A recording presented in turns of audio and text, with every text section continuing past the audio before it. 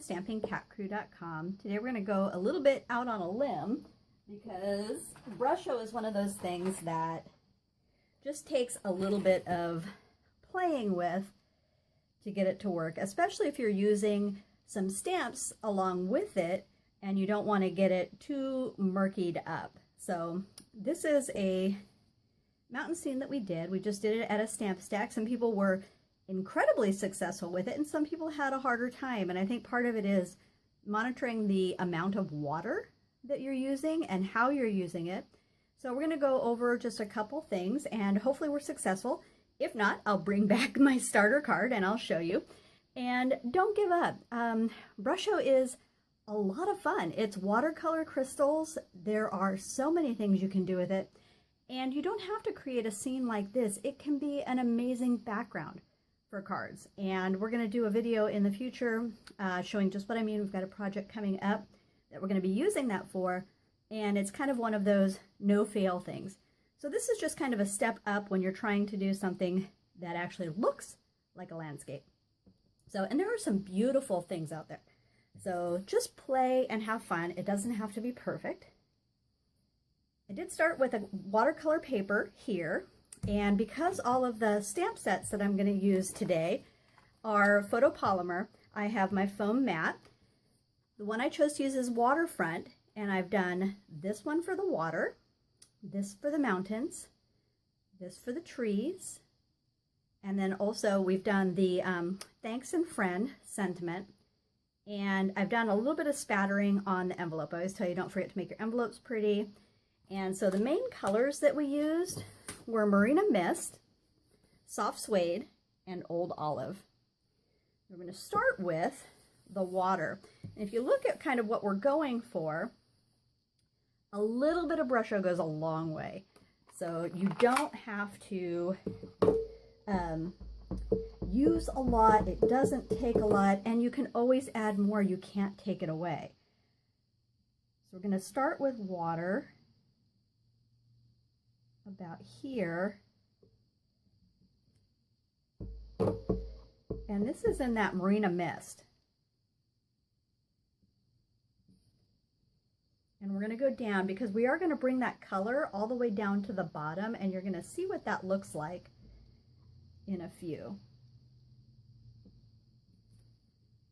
So I'm going to set the Marina Mist aside. We've got a little bit of spatter. You're going to get a spatter effect from the Brusho crystals, but if we add a little bit, we can kind of amplify that look. And that was with the Island Indigo. Same thing we did the sentiment in.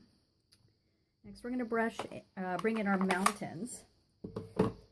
And some of the people that were at our stamp event had success doing mountains after. I preferred to do them before. Some people liked doing the trees after because it gave them some clarity in their image, what they were going for. And so it's really up to you what you do with this.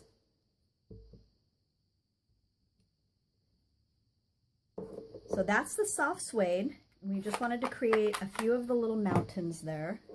And you saw I was able to layer those. So we are going to do Old Olive for the trees.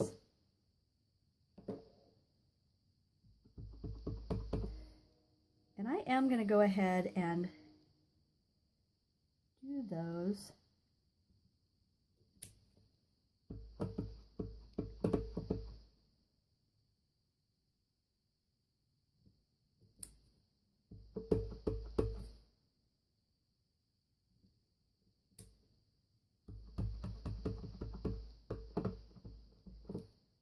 Deepen that a little bit. Remember, this is meant to have a watercolor effect, so having an absolute perfectly stamped image, not necessary.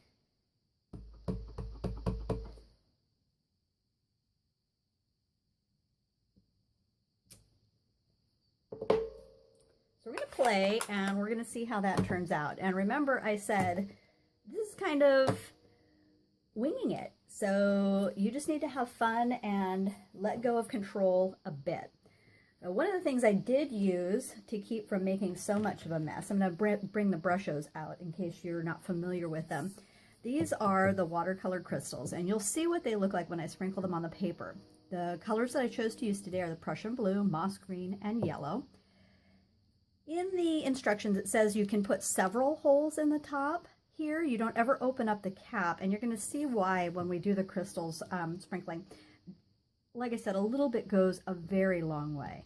And so I only did one hole, and I keep the thumbtack in the top all the time to keep that closed up. I will give them a shake to kind of mix up the color, because you'll see when you use it that it's a mixture of some colors inside, and they're going to stay pretty good anyway, but you'll see what I mean when we sprinkle these on the paper. So I'm going to set that aside. And like I said, we had a product before from Stampin' Up, but you can do any box, just cut at an angle. And I'm going to put this right here. And I wanted to make sure that you can see, yes. So I'm going to lay my paper right here. I don't know if bringing the light over a little bit will help. So what we're going to start with, this is the blue.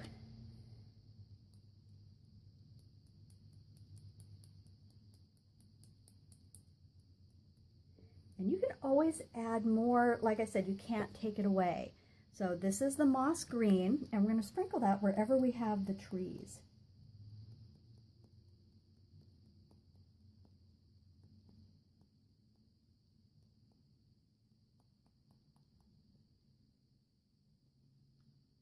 And then I brought in the yellow for the sky. So I'm going to bring a little bit of my moss green down. And sprinkle that yellow up at the top. So here's where it gets tricky. So we sprinkled our colors where we want them to be. It doesn't take a lot of water. So what I chose to do first is, this is the Stampin' Spritz. It is a water spritzer here. All I have in here is just plain water. We're going to finish up with one of our aqua painters. I'm going to set aside, but I'm going to go down at an angle a bit.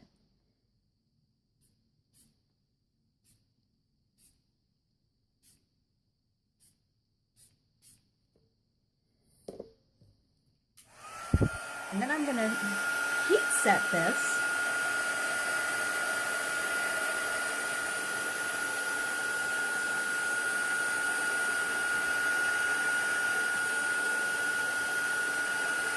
Remembering that you can always go back and add more.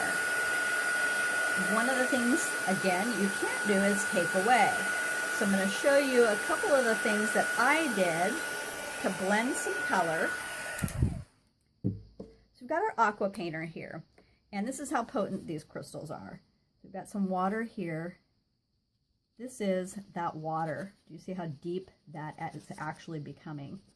So we wanted to bring that color all the way down to the bottom. Remembering this is this is watercolor paper. So it's okay to get it wet. What you don't want to do is lose your image.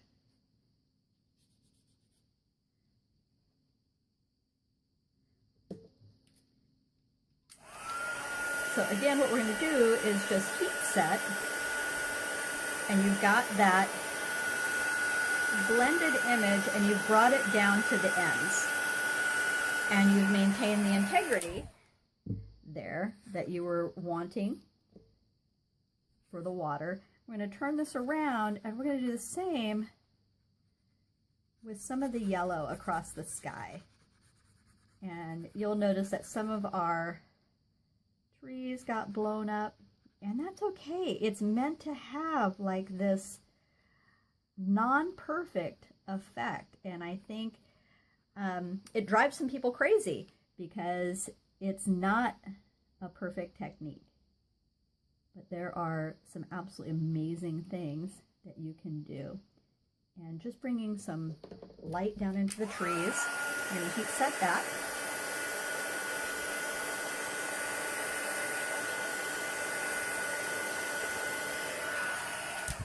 And then we're going to do the same thing with some of our green.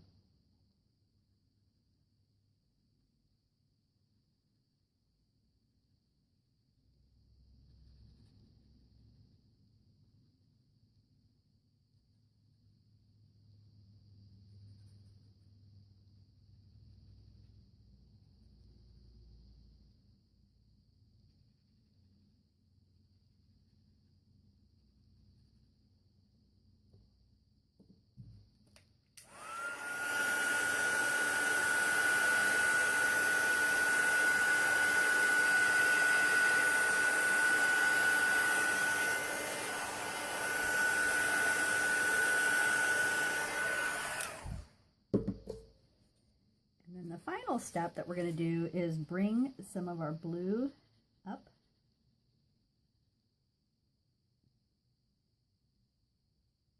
into the hills here, take some water off, and we're going to just blend a few of our open mountain spaces here.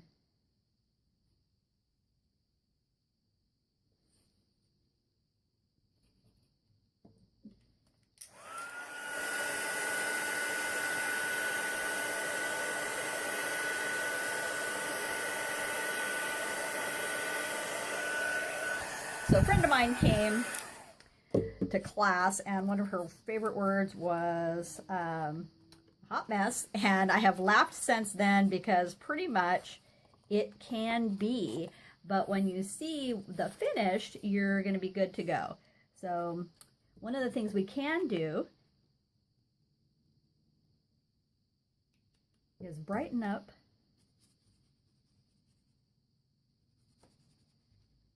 sky, and remember I said it takes very little.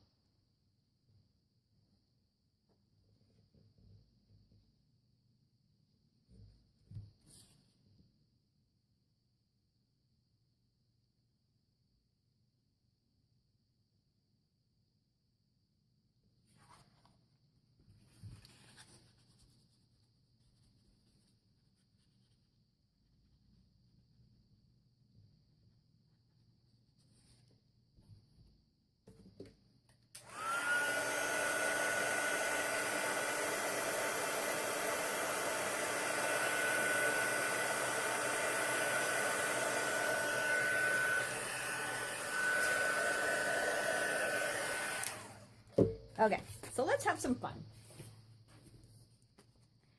We have watered and heated and brushoed this like crazy, and I will tell you, watercolor paper is one of those crazy papers that bends up, but it is really malleable. So you don't want to have your edges popping up. So what I do is I actually use tear and tape. So we're going to grab some here. I'm going to run it through all four edges and across the back of my card. This is a strong adhesive. One of the things that would work the same would be Fast Fuse. If you happen to have that on hand, it is a really strong adhesive. Just remember that when you run it down, give it a flick at the end, and that way you won't carry over having those little strings of adhesive sticking out, which is really what you want to prevent. And tear and tape makes it easy, but Fast Fuse is obviously on a roller, so that is a pretty easy way to go as well. So that we're almost finished with this one. And I'm going to put, because it's watercolor, a couple of strands along the end there. And then I'm going to peel these edges off. And I did do a lot of the prep work for the base. I wanted you to be able to see the finished project and not something that was kind of crazy looking. So I was a little nervous doing it on camera, but I wanted to show that it does not have to be perfect because it's really meant to be an abstract look, while at the same time it can be pretty phenomenal. So I'm going to put that centered right on the base. I've used crumb cake here, and I've already done my sentiment. So once you bring that in, you just need a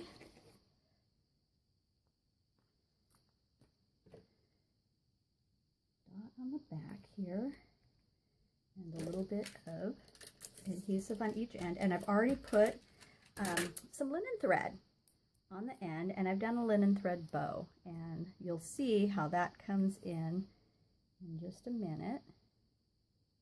It's going to pop up the center there, and I always like my ends flagged up, which is fun. I'm going to grab a little glue dot. So I cut about 10 inches of the linen thread, and I double it over and make a little bow, and then just open up the ends. And that is just about the perfect size to have some kind of little fun accent there. I've done the water, the mountain, the trees, and the speckles on the card. So this is the finished card here. This is the one we started with. You can tell lighter is better in terms of color, so you might stamp off the clouds. It's just I could do 100 of these and every one of them would look different. But I wanted to show you the process, and also the imperfection is great. So some of this is a little bit lighter when you blend it in, so which is really nice. And I think we re-inked the pad on the soft suede. So I had less ink on this one. We re-inked it during class, and as I'm looking at this, you can tell stamping off because the trees would show up better against the brown background. So just little things like that. It's just a matter of playing. So this is the original card we started with. Love, love, love the look. Play, have fun, enjoy yourself, and happy creating.